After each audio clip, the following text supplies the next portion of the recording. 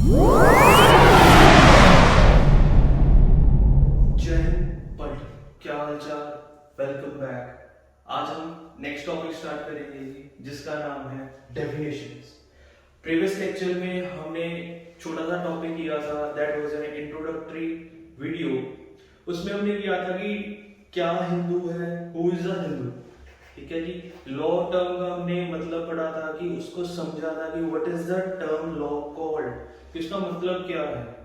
हमने इस एक्ट की एप्लीकेशन पढ़ी थी, कहाँ पर अप्लाई होता है, किस पर अप्लाई होता है।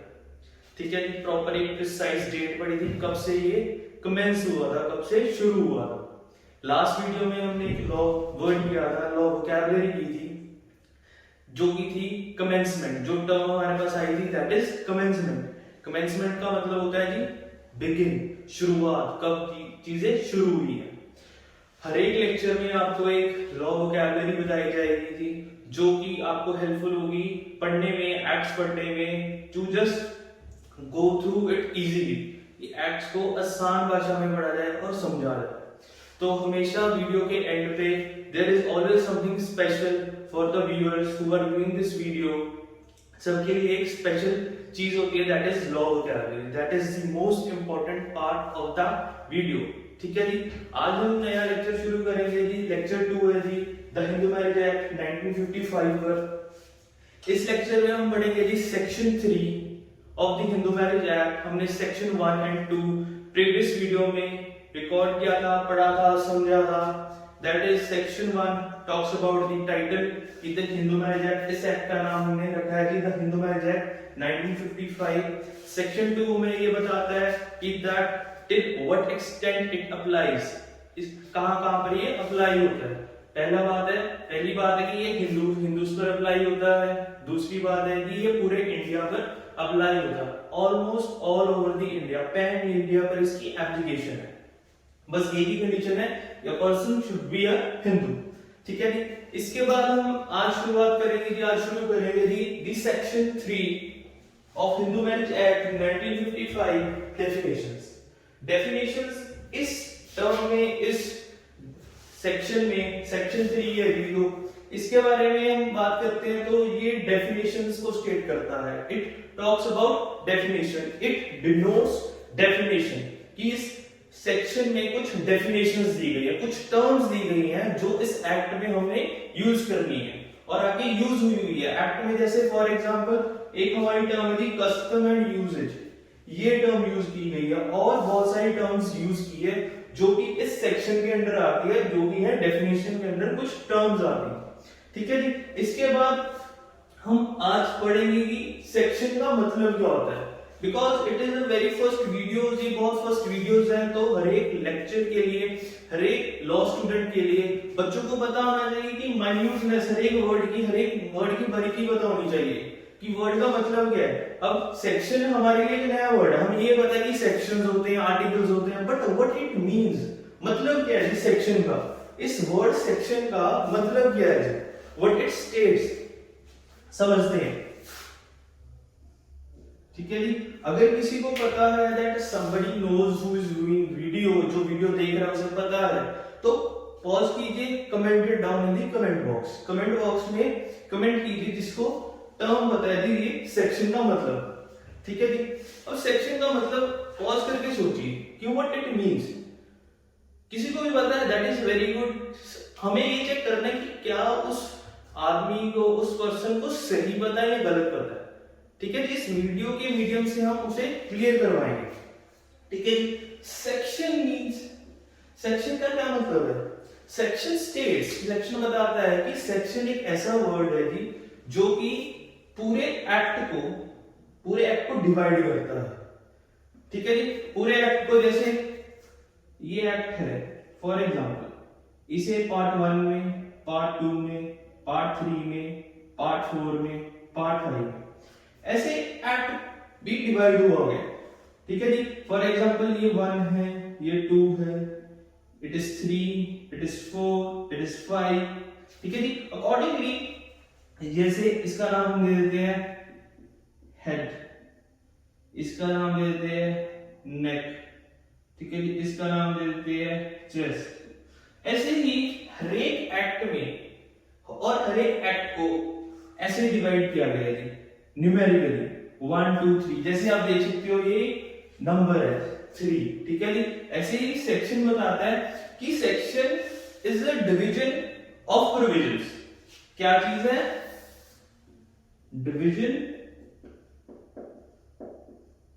ऑफ प्रोविजंस,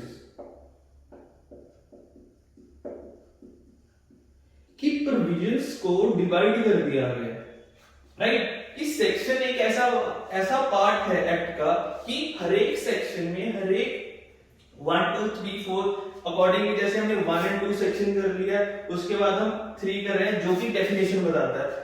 आगे करेंगे 4 करेंगे, 5 करेंगे, 6 करेंगे। Every section states something new. हर एक सेक्शन में कुछ अलग पार्ट है। जैसे इस पार्ट 1 में हेड है तो सिर्फ हेड की बात होगी, पार्ट 2 में नेक है तो सिर्फ नेक की बात होगी। अब सेक्शन 3 हम कर रहे हैं डेफिनेशन, तो इसमें सिर्फ डेफिनेशन की बात होगी, ठीक है। Is it clear? I hope कि आपका टर्म सेक्शन क्लियर हो चुका होगा, ठीक है जी। Section 3 definitions. अब कहते हैं कि डेफिनेशंस पढ़ना है हमें। Definition mean to define something, ठीक है जी, कुछ चीज को बताना। जैसे for example custom and usages को, इसको डिफाइन करेंगे हम, इसको आपको समझाएंगे व्हाट इट मींस, क्या इसका मतलब क्या है, राइट। ठीक है, चलते हैं जी अब आगे। Now we'll start with custom and uses. Section 3 clause A बताता है कि custom and uses को डिफाइन किया गया। अब कहते हैं कि इसको डिफाइन किया गया तो इसका मतलब क्या, what it means। आसान भाषा में समझे तो इसका मतलब है जी रीति रिवाज, ठीक है, रीति रिवाज। तो रीति रिवाज मतलब कुछ रीतियां फॉलो की गई है, कुछ रिवाज फॉलो करते आ रहे हैं। जैसे शादी का रिवाज है, कुछ रस्में होती है पुराने टाइम से चलती आ रही है, राइट। तो उसके बाद हम समझिए कि व्हाट इट मींस, क्या बताता है। कहते हैं कुछ रूल्स एंड रेगुलेशंस जो कि पर्टिकुलरली आप कम्युनिटी फॉलोस, ट्राइब फॉलोस, ठीक है जी। उसके बाद कोई फैमिली फॉलो करती है, कोई ग्रुप फॉलो करता है। क्या कंडीशन होनी चाहिए? यूनिफॉर्मली होनी चाहिए कि सेम चीज फॉलो करते आ रहे हैं, ठीक है जी। यूनिफॉर्मिटी शुड बी देयर, ठीक है जी। उसके बाद है कंटिन्यूअस,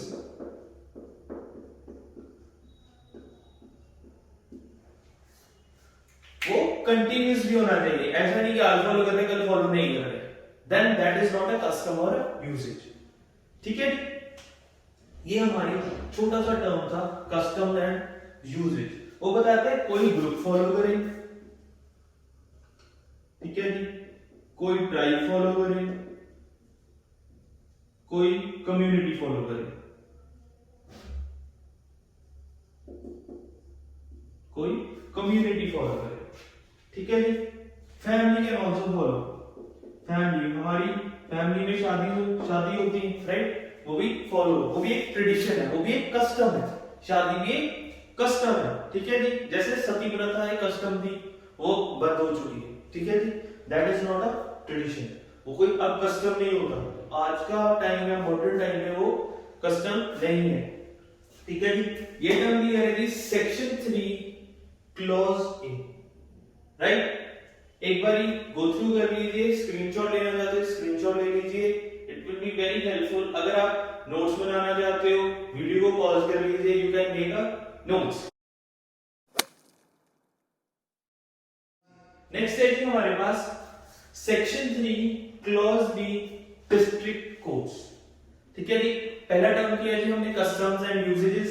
सेकंड टर्म है जी हमारे पास, सेकंड क्लॉज है जी, that is section 3 clause B talks about district codes. ये टर्म है जी डिस्ट्रिक्ट कोड्स, और इसका मतलब क्या है? डिस्ट्रिक्ट कोड का मतलब है जी, डिस्ट्रिक्ट का मतलब होता है जी एक जिला। एक जिला है जी जिसके पास कोड्स हैं, ठीक है जी, कुछ कोड्स हैं। जैसे फॉर एग्जांपल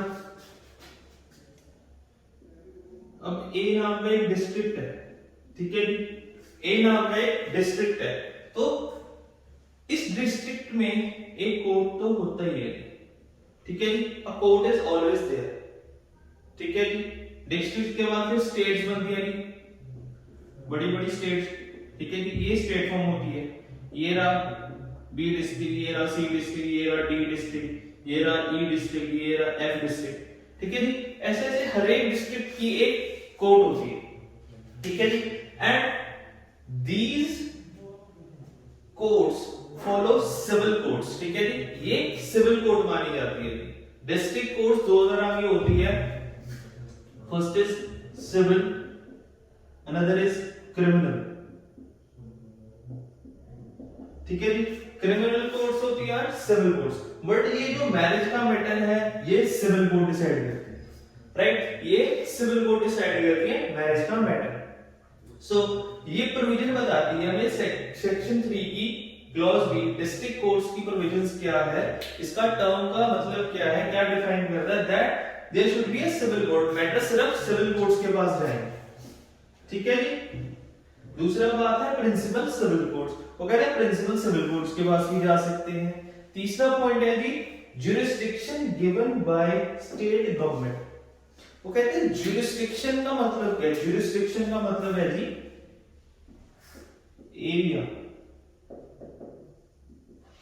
इन जो jurisdiction given by state government to civil codes. वो कहते हैं कि ये ज्यूरिसडिक्शन है जो उनको एरिया डिफाइन किया गया कोर्ट्स को, कि स्टेट गवर्नमेंट ने पावर दी है ये कोर्ट को कि आप ये मैटर भी लड़ सकते हैं, दैट इज आल्सो वैलिड। ठीक है, दैट इज आल्सो वैलिड। क्या बताता है कि क्लॉज बी बताता है, डिफाइन करता है डिस्ट्रिक्ट कोर्ट्स को। कहता है डिस्ट्रिक्ट कोर्ट्स दो तरह के होते हैं, सिविल एंड क्रिमिनल कोर्ट्स। वो कहते हैं कि जो मैरिज का मैटर है वो हम सिविल कोर्ट में ट्रायल करते हैं। ठीक है जी, वो कहते हैं कि किस किस कोर्ट्स में ट्रायल हो सकता है, सिविल कोर्ट्स में हो सकता है पहला, दूसरा प्रिंसिपल सिविल कोर्ट्स में हो सकता है, तीसरा किस कोर्ट्स में हो सकता है कि जिस स्टेट गवर्नमेंट ने एक स्पेशल कोर्ट को पावर दी गई है। ठीक है जी, पावर दी गई है कि आप ये मैटर्स भी ट्रायल कर सकते हो। तो वो कहते हैं कि ये एरिया भी दे दिया गया उन कोर्ट्स को। बस क्या कंडीशन है इस थर्ड पॉइंट में कि it should be notified in official gazette. Gazette में इसको नोटिफाई करना पड़ता है स्टेट गवर्नमेंट को, जिसको भी जिस कोर्स को भी ये पास दी गई है।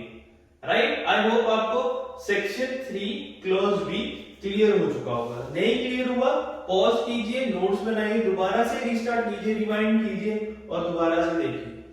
कोई भी डाउट होता है कमेंट सेक्शन में जरूर कमेंट कीजिए। आपके कमांडर सर हैं, आपके सारे डाउट्स क्लियर किए जाएंगे।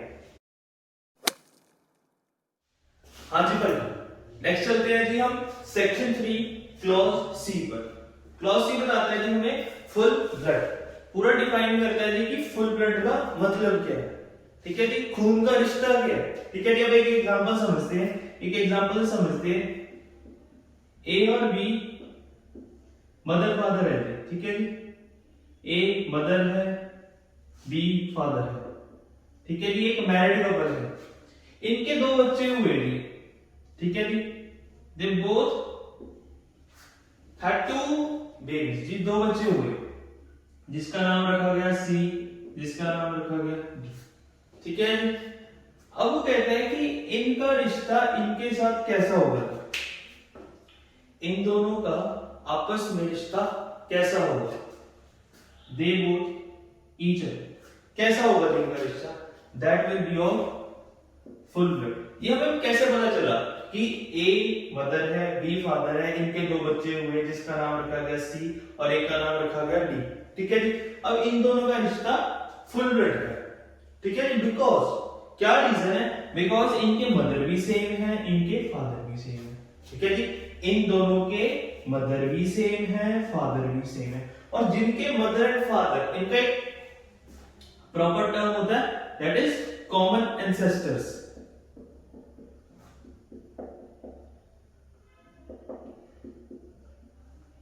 ठीक है जी, वो कहते हैं डिफाइन किया गया है a person having common ancestors.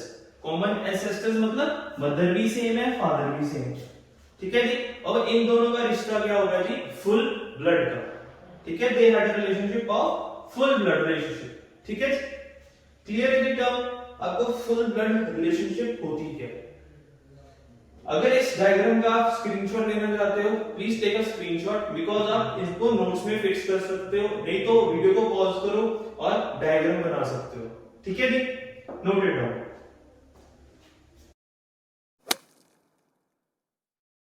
हाँ जी, नेक्स्ट है जी हमारे पास सेक्शन 3 क्लॉज सी।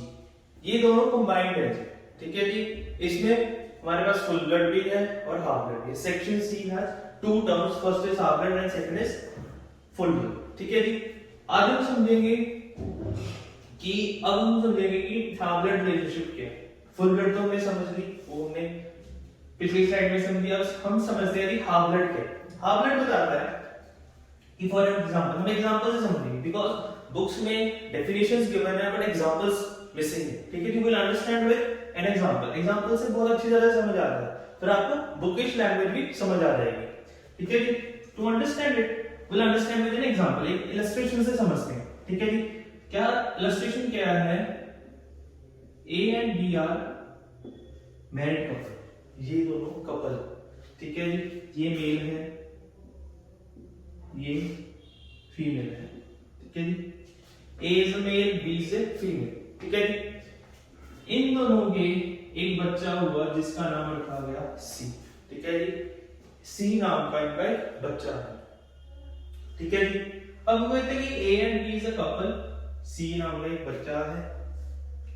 ये तो हुआ जी फुल ब्लड रिलेशनशिप। अब इसको हाफ कैसे करना है जी? ये कहते हैं कि अगर इन दोनों में डाइवोर्स हो जाए, ठीक है जी, इनकी मैरिज ब्रेकडाउन हो जाए, ये दोनों अलग अलग रहने लग गए,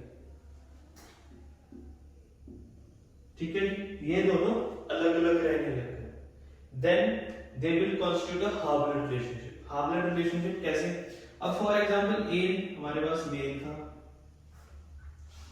बी हमारे पास फीमेल थी, ये दोनों अलग अलग हो गए। A is different and B is different. But क्या किया ए ने अपने पास बच्चा रख लिया, सी नाम का बेबी अब ए के पास है।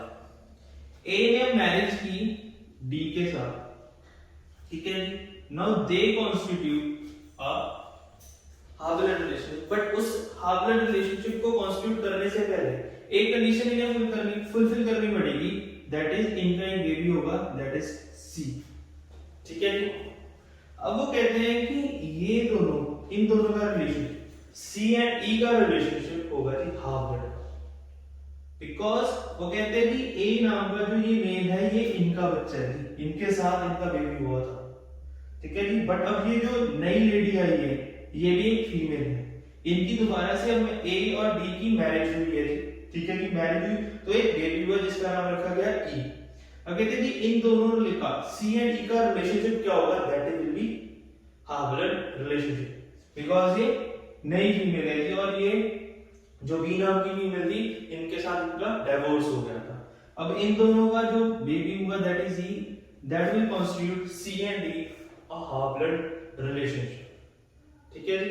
आई होप आपको अंडरस्टैंड हुआ होगा कि आपको समझ आया होगा कि हाफ ब्लड का मतलब क्या है, ठीक है जी। दोबारा से समझते हैं, अगर नहीं समझ आया एक्सप्लेन इट अगेन। जैसे for example A and B marriage की हुई, A and B is a married couple, इन्होंने मैरिज की, उनके एक बच्चा हुआ जिसका नाम रखा गया सी, ठीक है जी। अब कहते हैं कि ए एंड बी में डाइवोर्स हो गया, ठीक है, बच्चे होने के बाद डाइवोर्स हो गया, दे गॉट सेपरेटेड, ठीक है, अलग अलग रहने लगे।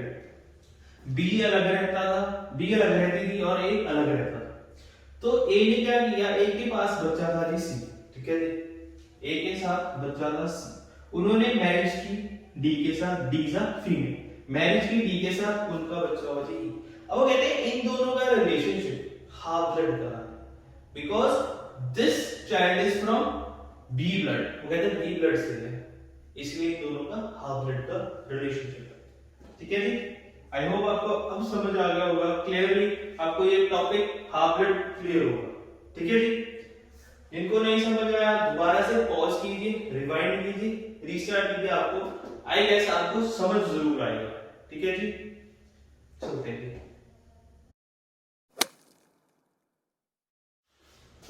हाँ जी क्लास, नेक्स्ट चलते हैं जी हम section 3 clause deeper, that talks about uterine blood relationship.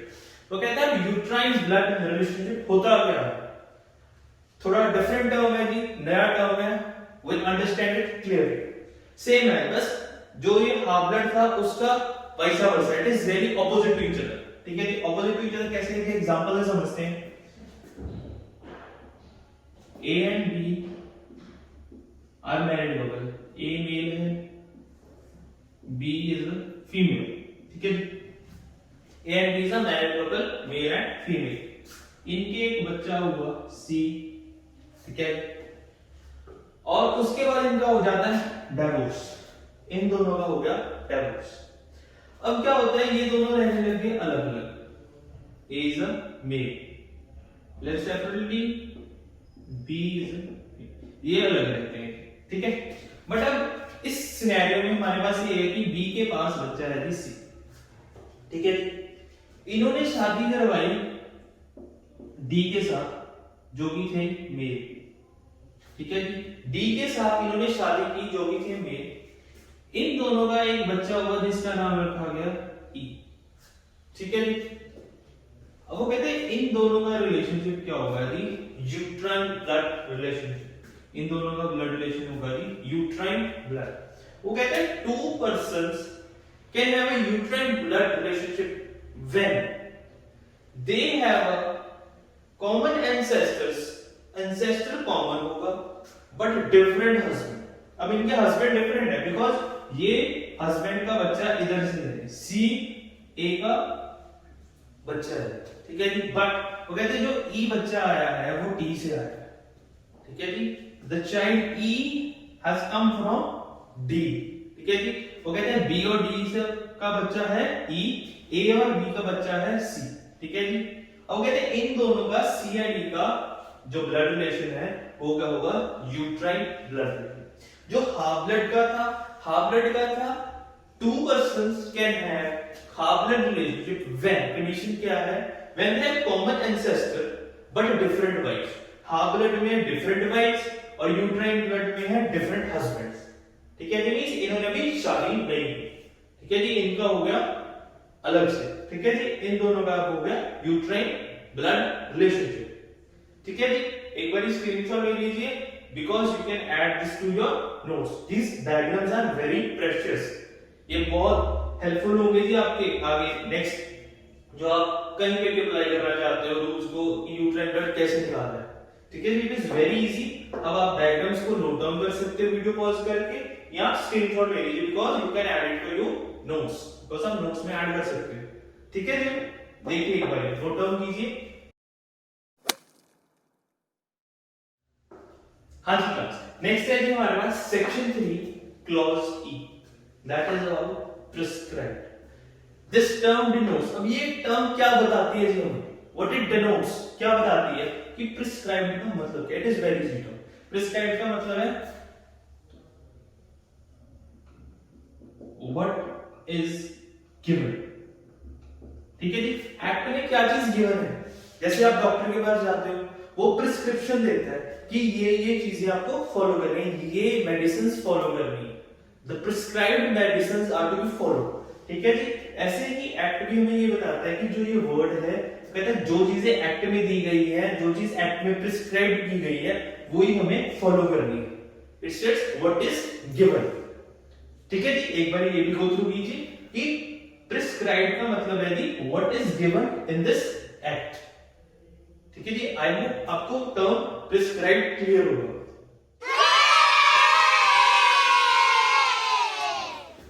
हाँ जी बंडन, कैसा लगा आज का हमारा नया लेक्चर जो कि था सेक्शन 3 पर, डेफिनेशंस पर। आज का लेक्चर हमने आधा किया है जी, कुछ टर्म्स हम नेक्स्ट वीडियो में करेंगे, because it will go to a very long video that which we do not want to bore you out. ठीक है जी, आपको बोर नहीं करना चाहते, आपको मजे से पढ़ाना चाहते हैं। ठीक है जी, मजे के लिए so we have made a little bit a short video, छोटी वीडियो बनाई है, but it will make you understand each and every term आपको क्लियर होगी। हर एक वीडियो में आपको ऐसा होना चाहिए कि जो वीडियो में बताया वो क्लियर हो। ठीक है जी, ऐसा नहीं बार बार बुक खोलने की जरूरत पड़े। ठीक है जी, आपको आज वीडियो में बताया गया कि सेक्शन 3 में कुछ टर्म्स डिफाइन की गई है जी। फर्स्ट टर्म थी जी हमारी, जैसे कि फॉर एग्जांपल हम समझते हैं customs and usages, that is section 3 clause A. Section 3 clause A में कस्टम्स एंड यूजेज डिफाइन किया गया। फिर हमने समझा कि section 3 clause B, that talks about district courts, वो समझाइए। फिर सेक्शन सी आया जी हमारे पास, that talk about full blood relationship and half blood relationship. फिर हमारे पास सेक्शन डी आया, that talks about uterine blood relationship. Uterine blood relationship के बारे में बात की, विद डायग्राम्स बात की हमने, आपको समझाया, ठीक है जी। आई होप आपको समझ भी आया होगा, ठीक है जी। Then section 3 clause E, that talks about prescribed term, कि उस प्रिस्क्राइब्ड का मतलब क्या है, ठीक है जी। और हम वीडियो के एंड में आ चुके हैं। There is always a surprise for all law bulletin, पूरी लॉ बुलेटिन के लिए सरप्राइज होता है हर एक वीडियो के लेक्चर के एंड में, दैट इज लॉ वोकैबुलरी। आज का लॉ वोकैबुलरी है जी हमारे पास ज्यूरिसडिक्शन। एक हमने टॉपिक किया था that is section 3 clause B, that talks about district courts. उसमें एक हमने टर्म यूज किया था ज्यूरिसडिक्शन। कहते हैं ज्यूरिसडिक्शन का मतलब क्या होता है, विल अंडरस्टैंड डीपली, ठीक है जी। इस टर्म को हम डीपली अंडरस्टैंड करेंगे कि ज्यूरिसडिक्शन का मतलब क्या है। ज्यूरिसडिक्शन का मतलब होता है आपका एरिया, ठीक है जी। एरिया बोल सकते हैं, पास बोल सकते हैं, ठीक है जी। बट दैट इज डिफाइंड, वो चीज डिफाइंड है कि फॉर एग्जांपल ये आपका एरिया है, ठीक है जी। अब आप इसके बाहर नहीं जा सकते, you can not go outside this, confined कर दिया गया कि this is your area. Court को भी ये बताया जाता है कि ये आपका एरिया है, आप इधर नहीं जा सकते, you can not go here and there. बस इस एरिया के अंदर रह के आपको काम करना है, ठीक है जी। फॉर एग्जांपल कि मैं एक पेज बना रहा हूं, ठीक है जी। आपको बताया जाता है कि इस पेज में रहकर आपको काम करना है। So my jurisdiction is I have to write in a confined area, इस एरिया के अंदर ही लिखना है मुझे, ठीक है जी। कुछ भी लिखना हो इस पेज के अंदर ही लिखना है, ठीक है जी। इससे बड़ा पेज हम यूज नहीं कर सकते, या ये पूरा ब्लैक बोर्ड हम यूज नहीं कर सकते, ठीक है जी। हमने ये पेज 1 मान लिया, ठीक है जी, पेज 1। तो ये पूरा ब्लैक बोर्ड हम यूज नहीं करेंगे, सिर्फ ये पेज 1 यूज करेंगे। दिस इज माय ज्यूरिसडिक्शन, ठीक है जी। क्लियर है जी टर्म, इसका मतलब क्लियर है जी। अब इसे याद कैसे रखना है, how to make you remember this term, because बहुत सारे टर्म हम भूल जाएंगे। So to make you remember there is a small trick, हम इसको वर्ड को ब्रेक करेंगे, will break this term. For example पहले है जी ज्यूरिस। ज्यूरिस आपने सुना होगा, आपने सुना होगा वर्ड होता है ज्यूरिस, ठीक है जी। उसके बाद बच जाता है डिक्शन। तो वर्ड को ब्रेक किया पहले ज्यूरिस में, फिर डिक्शन में। ज्यूरिस याद रहेगा और डिक्शन याद रहेगा। This is the word for jurisdiction.